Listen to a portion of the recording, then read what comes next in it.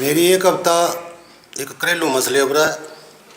अगर पसंद आई तो इसी लाइक शेयर जरूर करियो। दसो नी दसो मी के करां, दसो नी दसो मी के करां, लाड़ी बैठी रुसी पियो के आपे भांडे साफ करां। दसो नी दसो मी के करां। 5-7 गिल्लड़ू संभाला कियां लोको, 5-7 गिल्लड़ू संभाला कियां लोको, फाह लगी जिंद बचाई लो मिगी लोको, फाह लगी जिंद बचाई लो मिगी लोको। रुट्टियां पका जां पानियां की जां, रुट्टियां पका जां पानियां की जां, दसो नी दसो मी के करां, दसो नी दसो मी के करां। करी करी फोन आखां, करी करी फोन आखां घर आ भलिए लोके।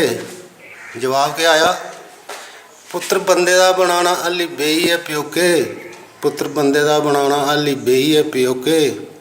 गिल्लड़ू संभालना जां नौकरी की जां, दसो नी दसो मी के करां। निक्की जेही जिंद डाढी लगी फाह, निक्की जेही जिंद डाढी लगी फाह, करी करी फोन आखां संञा घर आ, करी करी फोन आखां संञा घर आ।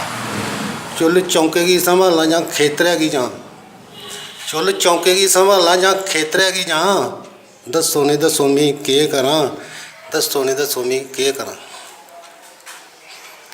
गल्लां लेखा लेखा सच्चियां, गल्लां लेखा लेखा सच्चियां ते सच गै सना, दसो नी दसो मी के करां। लाड़ी बैठी रुसी पियो के आपे भांडे साफ करां, आपे भांडे साफ करां।